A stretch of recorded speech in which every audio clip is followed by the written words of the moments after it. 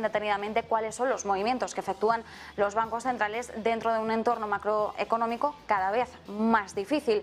Y saludamos a Miguel Ángel Temprano, gestor independiente, para analizar algunas de las principales cuestiones en este mercado con tanta incertidumbre. Miguel Ángel, muy buenas.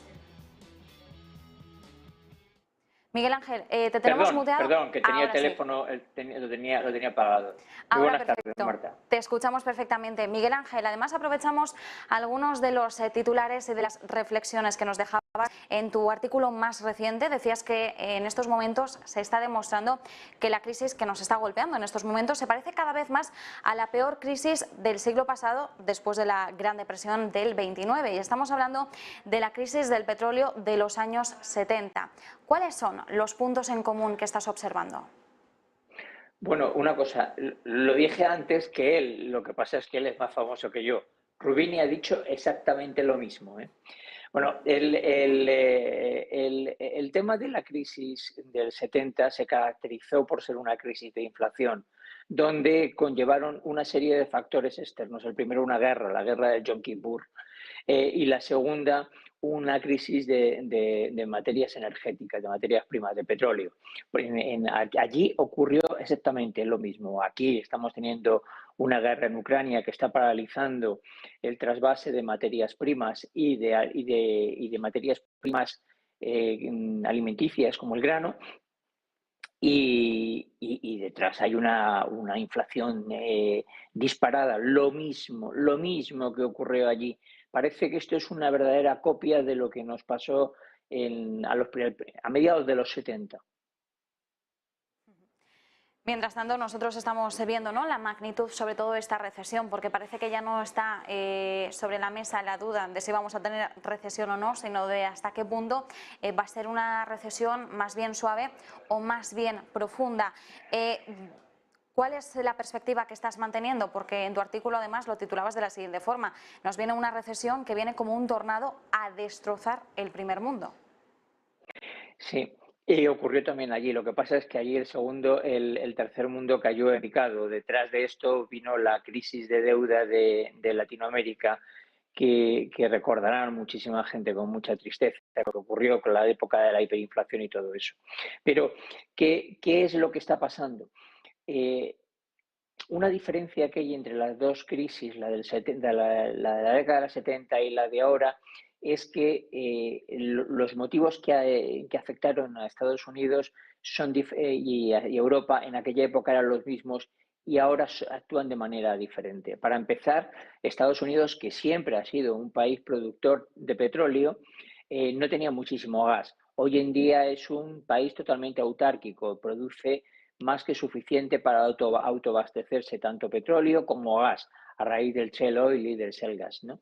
Europa, por contra, no tenemos ninguna posibilidad porque hemos tomado la determinación de que no vamos a hacer ninguna extracción utilizando lo que todo el mundo conoce como el fracking. Por lo tanto, nuestra situación es muchísimo más indefensa. El consumo de energía ahora es muchísimo mayor que el que había en aquella época. Entonces, la recesión además se ve de una manera clara de que en Estados Unidos va muchísimo más lenta. Su mercado de trabajo está todavía muy potente. Hay pequeñísimos síntomas de que puede empezar a ralentizarse, pero porque los queremos buscar, no porque sean evidentes. En Europa ocurre todo lo contrario. Los sentimientos de los compradores que se ven en los PMIs en Estados Unidos todavía son positivos por encima de 50. En Europa son todos por debajo de 50 y cogiendo rally para abajo. Es decir, toda una serie de factores que hace que yo hace ya mucho tiempo que pienso que estamos en recesión, porque cuando tú tienes un crecimiento que dices tu nombre, no, pero es un crecimiento del 4%, es una barbaridad, ya, pero venimos de una base muy baja, por lo tanto es coherente que haya un crecimiento alto al principio hasta que ese muelle se estabilice, mientras que los americanos de momento no hay síntomas reales de que empiecen a entrar en una recesión que puede ser profunda.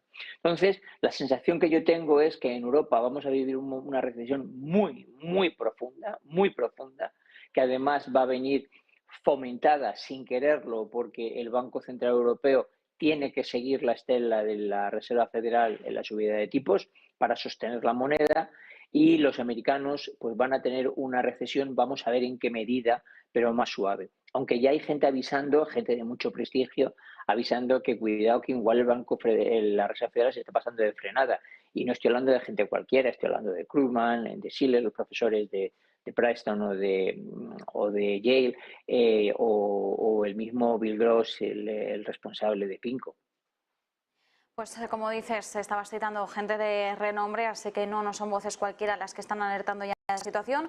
Nosotros, mientras tanto, pendientes no ya del movimiento de hoy de la Reserva Federal, sino del próximo, hasta qué punto podría suavizar la magnitud de subidas de cara a diciembre y, sobre todo, dónde estaría el techo en esa subida de tipos de interés por parte de la Reserva Federal, mientras a este lado del charco ya se empieza a hablar con más fuerza del quantitative tightening del Banco Central Europeo, cuando el Banco de Inglaterra ya ha empezado a dar movimientos en esas vías. Nosotros nos quedamos con esas claves. Miguel Ángel Temprano, gestor independiente, como siempre, muchísimas gracias. A ti, Marta, un abrazo. Y nosotros nos quedamos, como decimos, con todos esos frentes. Hoy, día importante, vamos a tener una programación especial